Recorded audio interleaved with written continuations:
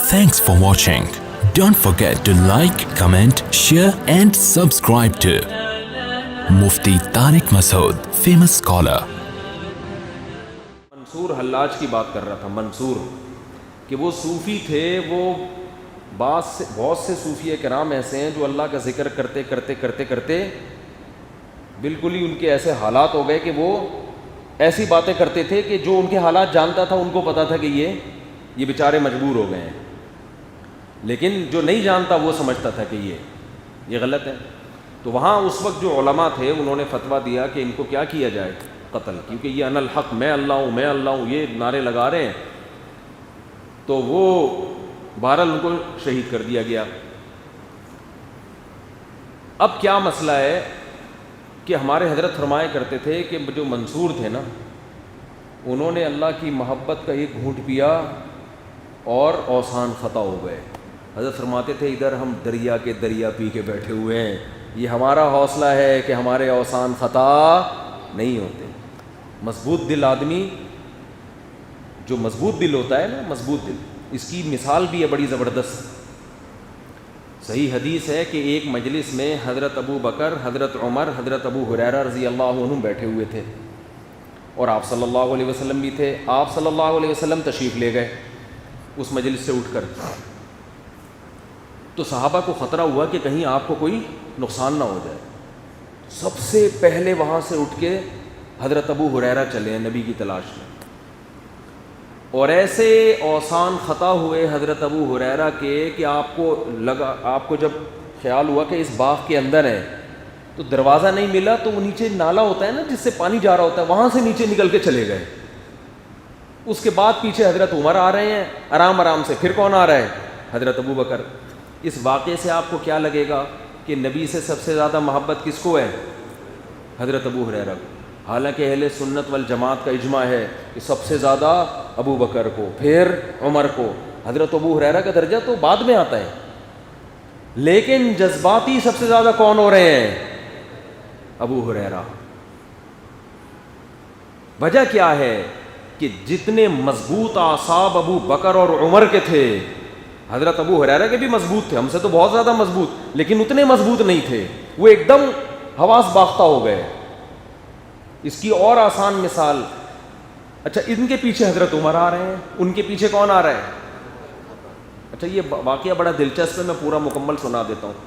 تو جب حضرت ابو ہریرہ تلاش کرتے کرتے نبی کے پاس پہنچے, نبی نے پوچھا یہاں کیا کر رہے ہو؟ فرمایا آپ کو تلاش کرتے کرتے اب ہمیں خطرہ تھا کچھ نقصان نہ ہو جائے. تو آپ صلی اللہ علیہ وسلم نے اپنا جوتا مبارک حضرت ابو ہریرہ کو دیا اور فرمایا کہ جو بھی تمہیں ملے نا اس کو یہ خوشخبری سنا دو کہ جو بھی لا الہ الا اللہ کہے گا جنت میں جائے گا. اور سند کے طور پہ میرا چپل دکھاؤ, وہ جوتا دکھاؤ. پہلے زمانے میں ایک دلیل تھی, بھائی نبی نے اپنا نال مبارک مجھے دے کے بھیجا ہے, یہ اس کی علامت ہے کہ میں جو کہہ رہا ہوں واقعی کس سے سنا ہے؟ نبی سے. حضرت عمر مضبوط دل. اب کیا ہوا ہے کہ حضرت ابو ہریرہ یہ لے کے نکلے, تو حضرت ابو ہریرہ فرماتے ہیں, بخاری کی حدیث ہے کہ اول من لقینی عمر, سب سے پہلی میری ملاقات کس سے ہوئی؟ عمر سے, جو پیچھے پیچھے آ رہے تھے, وہ بھی تلاش میں نکلے ہوئے تھے. انہوں نے فرمایا ابو ہریرہ کہاں جا رہے ہو؟ فرمایا مجھے نبی نے فرمایا کہ جو بھی ملے نا اس کو یہ حدیث سناؤ کہ جس نے لا الہ الا اللہ کہا کہاں جائے گا؟ جنت میں, اور یہ نال مبارک علامت ہے. حضرت عمر نے دیا ہے زور سے دھکا. فرماتے ہیں فخررت لستی, میں کولوں کے بھر زمین پہ گرا ہوں. اتنی زور سے مجھے دھکا دیا کہ میں کولے کے بل زمین پہ گرا اور واپس پلٹا. اب میں آگے آگے, عمر میرے پیچھے پیچھے, میں آگے آگے جا رہا ہوں, حضرت عمر پیچھے پیچھے آ رہے ہیں.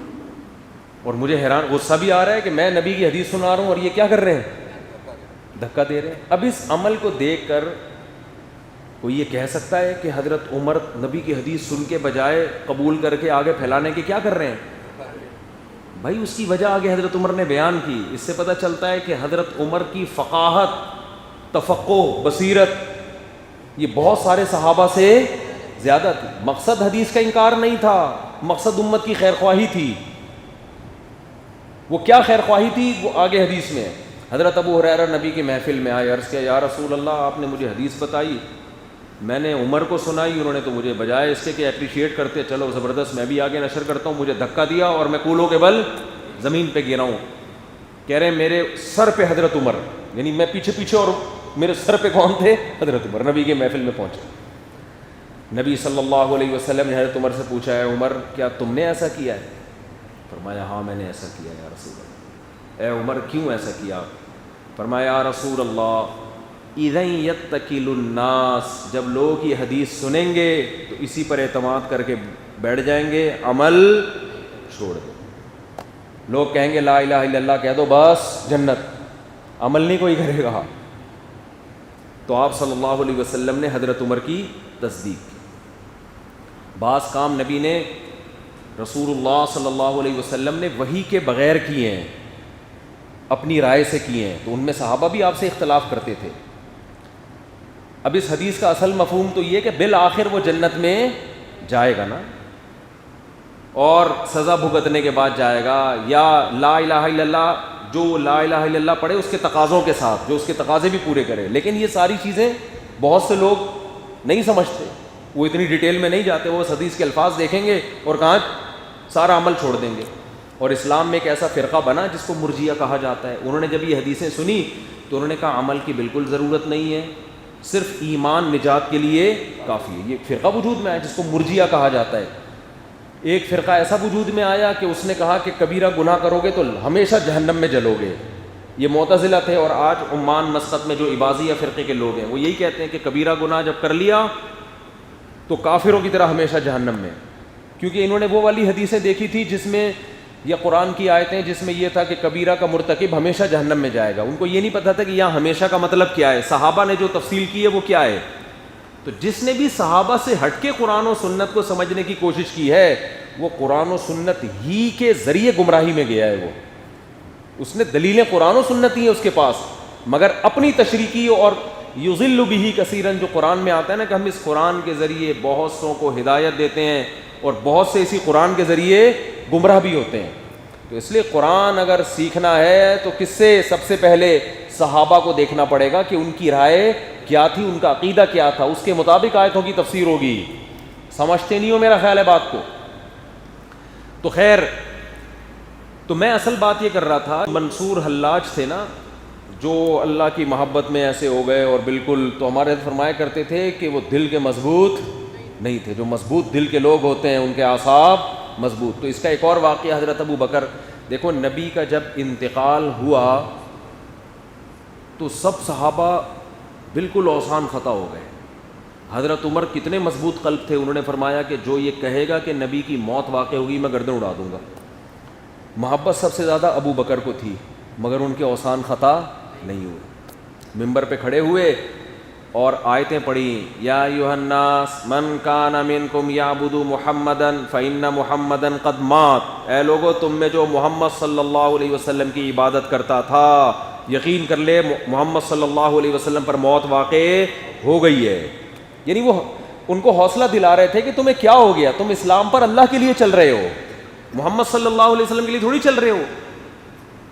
اور آگے فرمایا ومن کان منکم یعبد اللہ, جو اللہ کی عبادت کرتا ہے اسلام پہ چل رہا ہے اللہ کے لیے, فإنہ حی لا یموت, وہ آج بھی زندہ ہے, اس پر موت واقع نہیں ہوگی. پھر قرآن کی آیتیں پڑھی, وما محمد الا رسول, محمد صلی اللہ علیہ وسلم تو ایک رسول ہیں, افإن مات او قتل, اگر وہ طبعی موت ان کے انتقال ہو جائے یا ان کو قتل کر دیا جائے, انقلبتم علی اعقابکم, تو کیا دین سے ہٹ جاؤ گے تم. غزوہ احد میں جب یہ افواہ پھیلی نا کہ نبی صلی اللہ علیہ وسلم کو شہید کر دیا گیا ہے, بہت سے صحابہ کو دل میں وسوسے آنا شروع ہو گئے. بعض نے کہا تھا زندہ رہنے کا فائدہ ہی کیا ہے. اس پہ یہ آیت بعد میں پتہ چلا یہ افواہ غلط تھی, لیکن قرآن کی آیتیں نازل ہوئیں کہ یہ تمہارے یہ حالت کیوں ہوئی تمہاری, بھئی اوسان کیوں خطا ہو گئے, اور کیوں دین سے کے بارے میں وسوسے کیوں آ رہے ہیں. تم تو اللہ کے لیے دین پہ چل رہے تھے, وہ تو آج بھی ہے اور ہمیشہ رہے گا.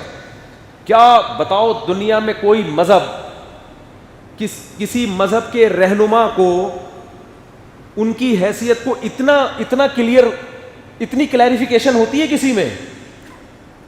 دنیا میں کسی بھی مذہبی رہنما کو آپ دیکھیں لوگ اس مذہبی رہنما میں اور خدا میں کوئی فرق نہیں کرتے، بلکہ خدا سے بڑھاتے ہی ہیں اس کو. ہر مذہب میں یہ ملے گا. بے شک وہ باتیں کریں یہ انسان ہے، لیکن آپ دیکھ لو، ابھی میرا چند دن پہلے بیان ہوا، آغا خانی مسلمان ہوئے 100 کے قریب، کسی نے مسلمان کیا محنت کر کے، تو وہاں ان میں میرا بیان تھا. تو مجھے وہاں آغا خانیوں سے آغا خانیوں کے بارے میں معلومات پتہ چلی. وہ پتہ نہیں پرنس آغا خان کو کیا سمجھتے ہیں. ایسا لگتا ہے کہ وہ انسان نہیں سمجھتے. اتنا زیادہ رسپیکٹ، اتنا احترام اور اتنی زیادہ، یعنی گویا کہ اس کی عبادت ہو رہی ہے. تو بھائی انسان ہے. میں نے وہاں بیان میں یہ کہا، میں نے کہا بھائی پرنس آغا خان بھی کیا ہے؟ انسان ہے. اس سے تو ہم اچھے ہیں، ہماری اتنی شادیاں الحمدللہ، ہم اس سے زیادہ اچھے ہیں. کیا فائدہ یار ایک انسان ہو کہ تمہارے اندر یہ ہمت تو ہے نہیں کہ تم دوسری کر سکتے ہو. انسان ہو بھائی، انسانوں کی طرح رہو، ٹھیک ہے نا. زیادہ فنٹر بننے کی ضرورت نہیں ہے. بعض لوگ بتاتے ہیں کہ وہ پرنس آغا خان آتا ہے تو لڑکیاں بال بچھا رہی ہوتی ہیں، ان کے اوپر سے گزر کے جا رہا ہوتا ہے. بھائی ٹوپی ڈرامے ہے، انسان ہے، اس کو بولو تو انسان کا بچہ بن کے رہے، تو کوئی آسمانی خلائی مخلوق نہیں ہے. سمجھتے ہو؟ کھاتے ہو، پیتے ہو، واش روم جاتے ہو. ایک دفعہ کوئی کہنے لگا کہ وہ جو ہے نا وہ فلاں اپنے مذہبی رہنما کو سمجھتے ہیں وہ خدا ہے اور اس کو بڑا احترام کرتے ہیں. تو ہمارے ساتھ ایک عالم بیٹھے ہوئے تھے، انہوں نے بولا اس کو بولو کہ کسی دن بیت الخلاء میں بیٹھا ہوا ہو نا، ویڈیو بنا کے ڈال دینا اس کی. پھر دیکھتے ہیں اس کے مذہبی رہنما اس کو بھگوان سمجھتے ہیں کہ بھگوان یا گاڈ یا جو بھی اپنے وہ. بھائی انسان ہے یار، سب ایک جیسے. انتم الفقراء الی اللہ، اللہ کہتے تم سارے کس کے فقیر ہو؟ میرے فقیر. ہاں عزت دینی ہے انسانوں کو، کوئی زیادہ عزت والے، کوئی کم عزت والے، لیکن عبادت نہیں کرنی ہے. عبادت انتہائی درجے کی تعظیم، جس میں آپ کا یہ نظریہ ہو کہ یہ میری بگڑی بنا سکتا ہے، ایسی تعظیم کو عبادت کہتے ہیں. کہ آپ کا نظریہ ہو کہ یہ مجھے کام بنا دے گا، اگر میں اس کے سامنے جھکوں گا، اگر میں اس کی سیوا کروں گا تو یہ میری بگڑی بنا دے گا. اس نیت سے جب کسی کی تعظیم کی جاتی ہے تو وہ تعظیم کیا کہلاتی ہے؟ عبادت. یہ حرام ہے. آپ ابا کے سامنے بھی تمیز سے بیٹھتے ہو، لیکن آپ کو پتہ ہے کہ ابا نہ مجھے اولاد دے سکتے ہیں، نہ جو کر سکتے ہیں وہ نہیں کر رہے. ابا میری شادی کرا سکتے ہیں، وہ شادی نہیں کرا رہے، تو میری بگڑی کہاں سے بنائیں گے؟ جو کام ابا کر سکتے ہیں آج کل ابا وہ نہیں کر رہے، تو جو کام اللہ نے طاقت ہی نہیں دی ہے وہ کہاں سے کریں گے؟